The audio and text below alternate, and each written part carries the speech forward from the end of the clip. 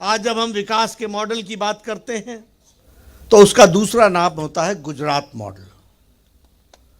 और गुजरात मॉडल का मतलब होता है विकास, विकास और विकास।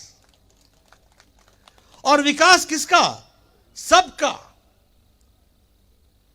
बड़ी बड़े पार्टियों ने सरकार को दिशा देने का प्रयास किया, लेकिन जितने भी राजनीतिक दल आए उन्होंने वोट बैंक की राजनीति की। ये मेरा, ये पराया, ये उनका, ये हमारा, ये नदी के उस पार, ये नदी के इस पार, ये ऊंची जाति का, ये फलानी जाति का, ये इस जाति का, ये उस जाति का।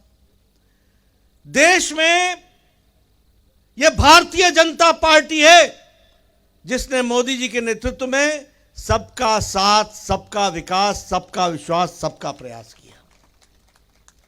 और इसीलिए अगर मैं आदिवासी भाइयों के बारे में चर्चा करूं यहां नवसारी में आकर के, तो मैं गौरव के साथ कह सकता हूं, गर्व के साथ कह सकता हूं कि जितना आदिवासी भाइयों के लिए केंद्र की सरकार मोदी जी ने किया और यहां गुजरात की भारतीय जनता पार्टी की सरकार ने किया, उतना किसी ने भी नहीं किया, यह मैं गौरव के साथ बोल सकता हूं।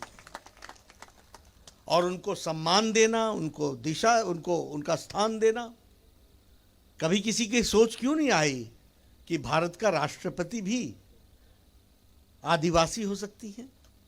क्यों नहीं आई? क्यों मोदी जी का इंतजार करना पड़ा? क्यों भारतीय जनता पार्टी का केंद्र में सरकार में इंतजार करना पड़ा?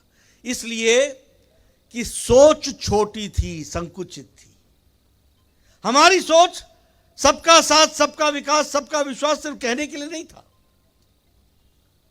अगर हमने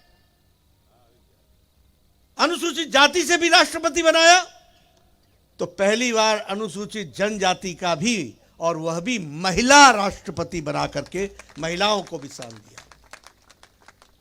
एक साथ महिलाओं को, हम महिला सशक्तिकरण की बात करते हैं, और यह सब मैं इसलिए कह रहा हूं कि आपने अपना कीमती वोट जब देना है तो आपको ध्यान में रखना चाहिए कि भारतीय जनता पार्टी के प्रतिनिधि के रूप में मैं सिर्फ आपसे वोट मांगने नहीं आया हूं, मैं आपसे उन सारी नीतियों पर मुहर लगाने आया हूं जिसने देश की तस्वीर और तकदीर बदली।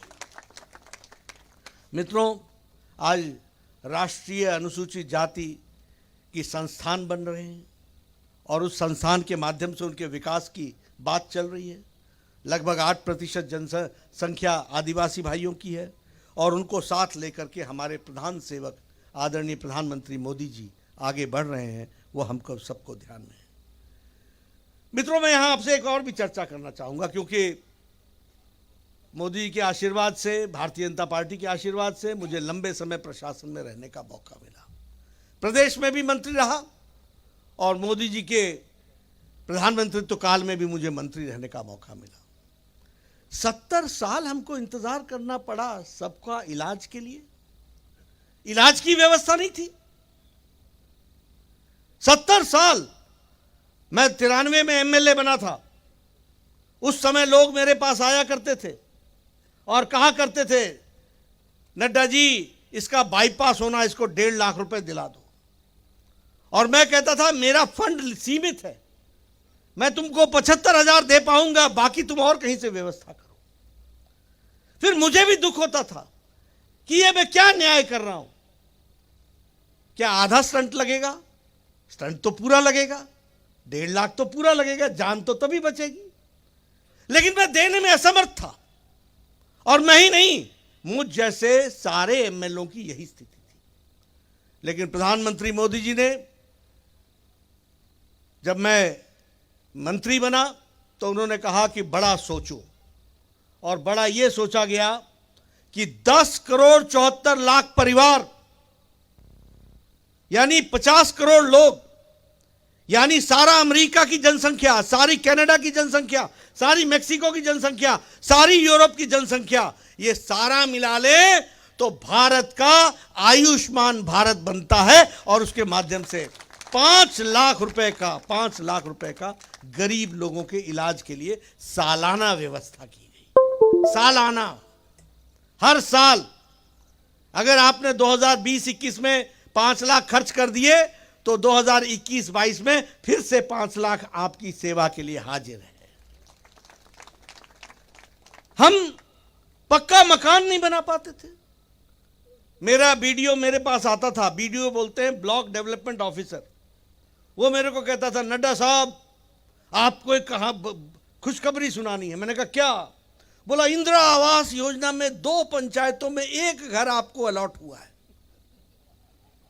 अब बताओ किसको देना है।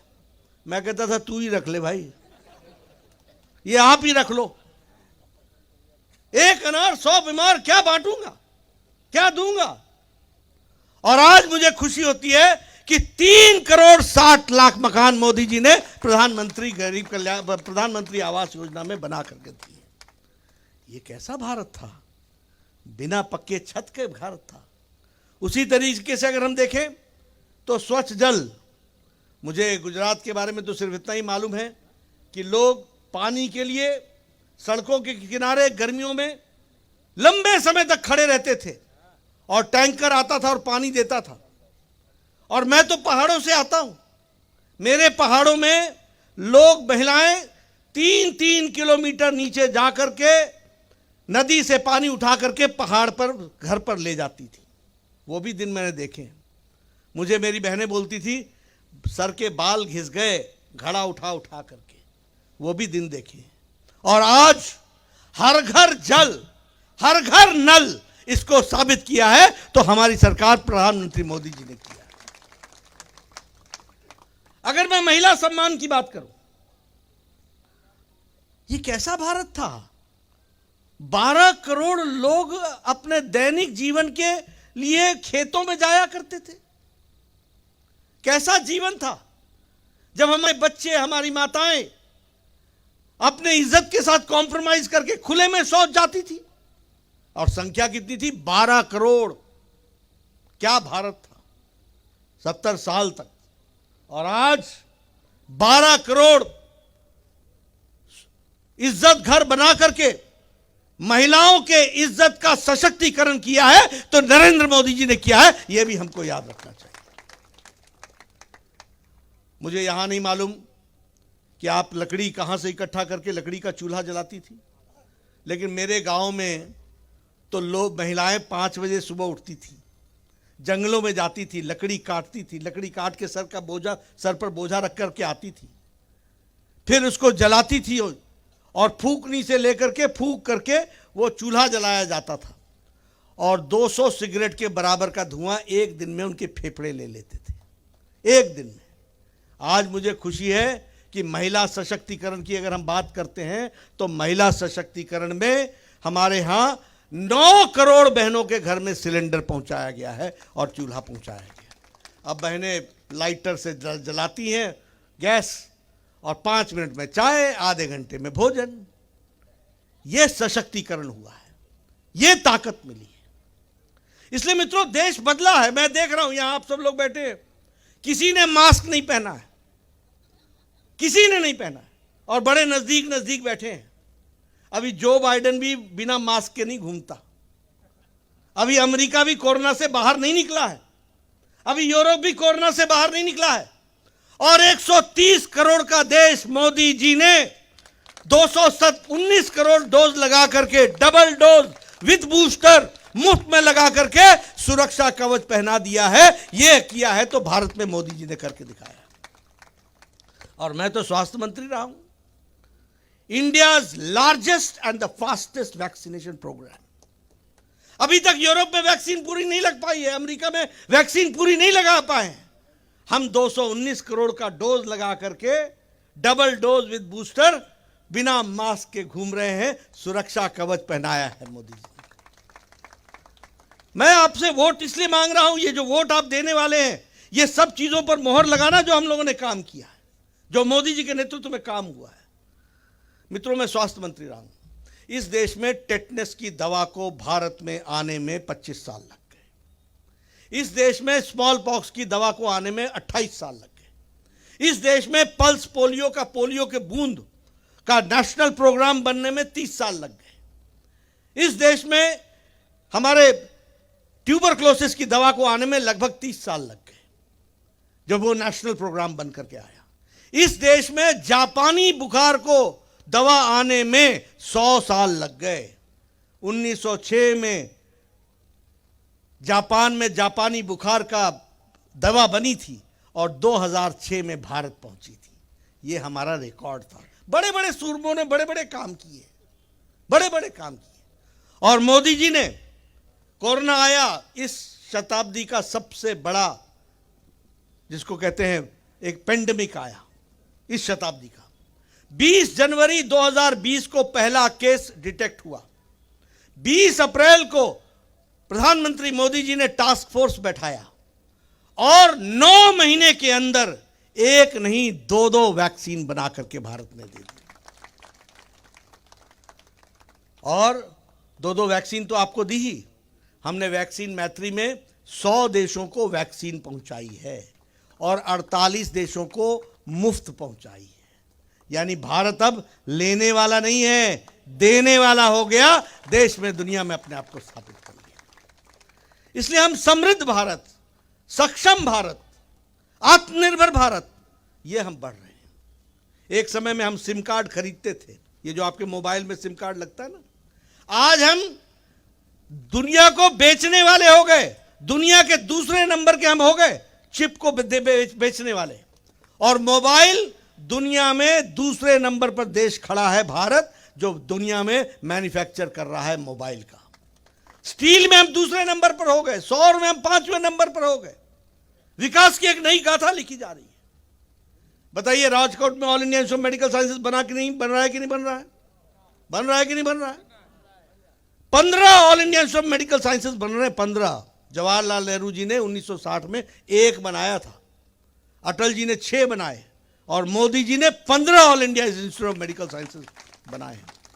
200 नए मेडिकल कॉलेज खुले हैं, 200 नए मेडिकल कॉलेज खुले। एक समय में हमारे डॉक्टर्स की हमेशा कमी रहती थी, आज डॉक्टरों की बहुतायत हो रही है। यह भी हमको ध्यान में रखना चाहिए। एक विकास के नए आयाम लिखे गए। उसी तरीके से 53% हमारी एमबीबीएस की सीटें बढ़ी हैं। एक समय में 54,000 था, आज 83,000 सीटें पर साल, प्रति साल हम डॉक्टर प्रोड्यूस कर रहे हैं। पोस्ट ग्रेजुएट 30,000 हमारे स्टूडेंट होते थे, आज 54,000 प्रति वर्ष पोस्ट ग्रेजुएट करके निकल रहे हैं। इसलिए मित्रों, और अगर मैं गुजरात की बात करूं तो 2000 शुरू में हमारी जो जीडीपी थी वह 99,000 करोड़ रुपए थी। आज हमारी जीडीपी 19,80,000 करोड़ रुपए है। यह हमारा अंतर है। स्कूल का ड्रॉप आउट जब प्रधानमंत्री मोदी जी ने मुख्यमंत्री के रूप में संभाला था तो उस समय 30% था। आज का ड्रॉप आउट गुजरात का 1.7% है। सबको शिक्षा, सबका विकास।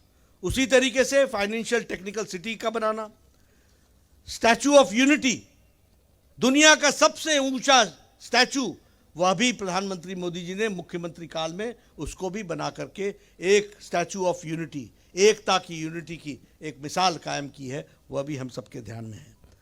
हमारे यहाँ सभी प्रदेशों में पानी का स्तर घट रहा है और गुजरात में पानी का स्तर 67% बढ़ गया है। यह भी हमको ध्यान में रखना चाहिए, 67%।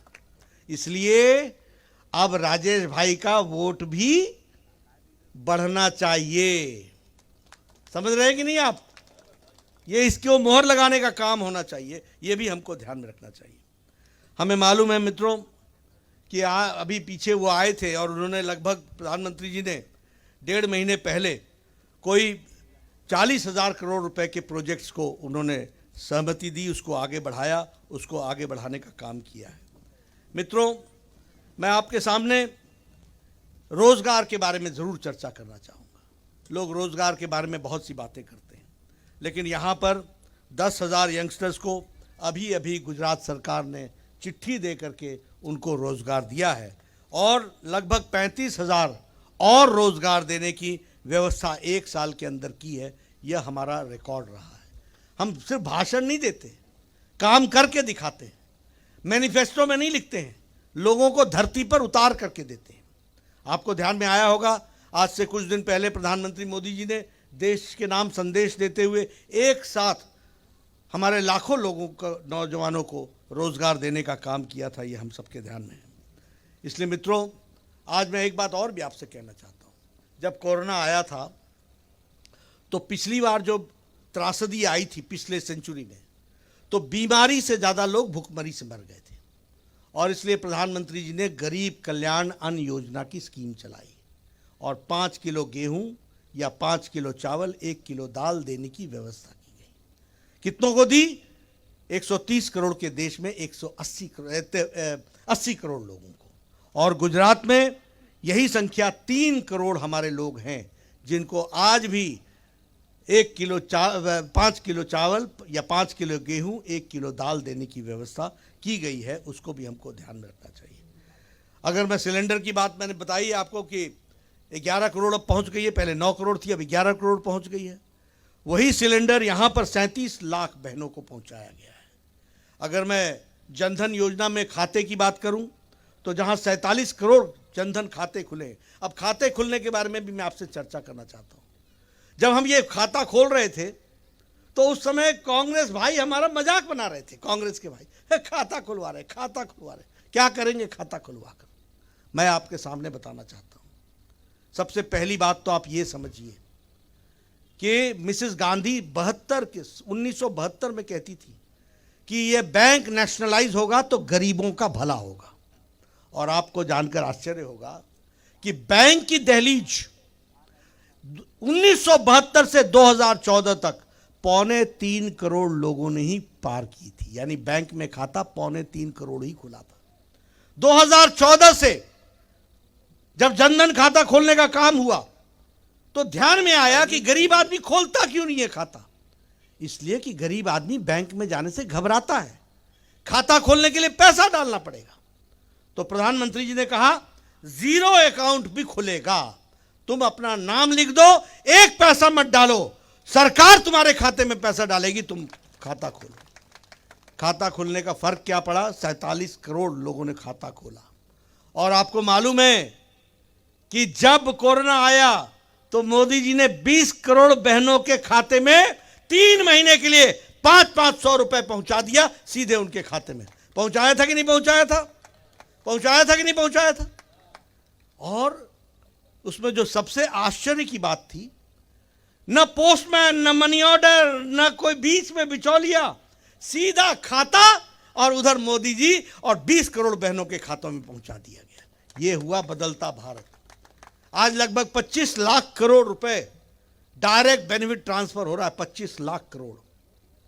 अभी 31 मई को शिमला के रिज मैदान से प्रधानमंत्री जी ने बटन दबाया और 15 सेकंड के अंदर 11 करोड़ 80 लाख किसानों के खाते में 2000 रुपए पहुंच गया प्रधानमंत्री किसान सम्मान निधि के। ये सारी बातें मैं आपको क्यों बता रहा हूं? इसलिए बता रहा हूं कि ये बदलता भारत है। एक समय प्रधानमंत्री बोलता है कि मैं 100% भेजता था तो 85% बीच में पता नहीं किन हाथों में फंस जाता था, किसके हाथों में फंस जाता था।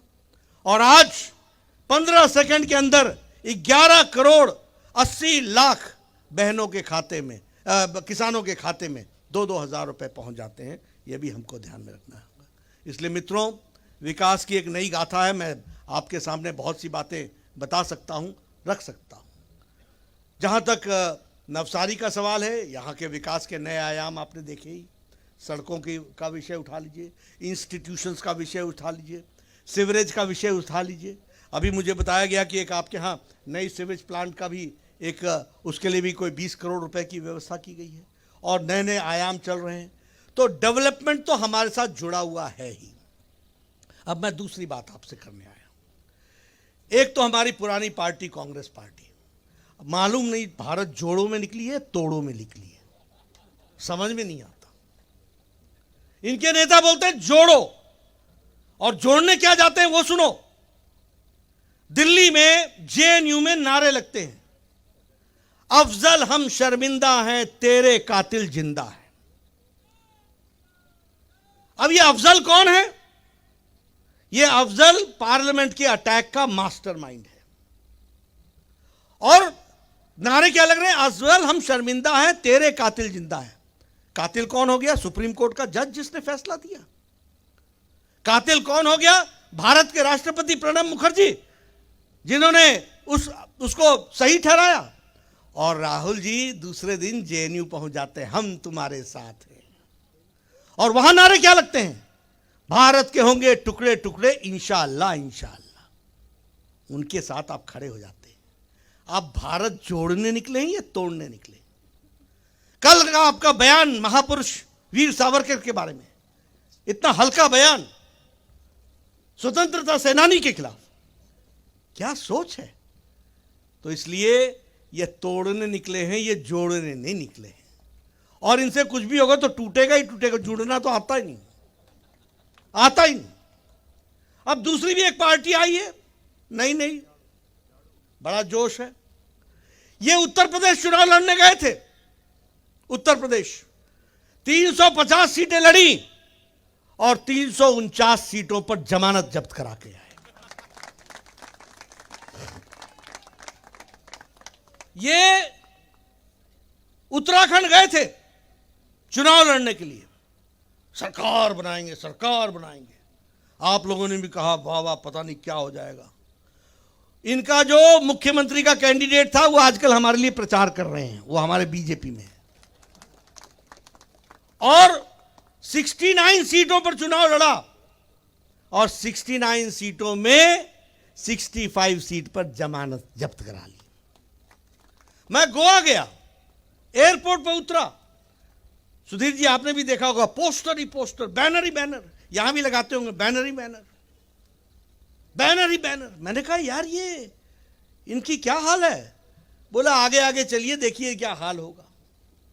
वहां 35 सीटों पर चुनाव, 39 सीटों पर चुनाव लड़ा और 35 पर जमानत जब्त करा ली। ये इनका रिकॉर्ड है। मणिपुर तो गए नहीं, बड़े दूर था। हमारे हिमाचल पहुंचे, मेरी बात नोट कर लेना, 67 सीट पर चुनाव लड़ रहे हैं। 67 की 67 सीट पर जमानत जब्त होगी, इसको आपने 8 तारीख को देख लेना। इसलिए मैं आज सिर्फ आपसे कहने आया हूं कि जो लोग, अब मेरे से पत्रकार पूछते हैं आप चुनाव के, मैंने कहा ये लोग चुनाव तब लड़ते हैं जब कोड ऑफ कंडक्ट लगता है। हम चुनाव तब लड़ने लगते हैं जब हम शपथ ग्रहण हासिल करते हैं। उस दिन से हम काम पर जुट जाते हैं।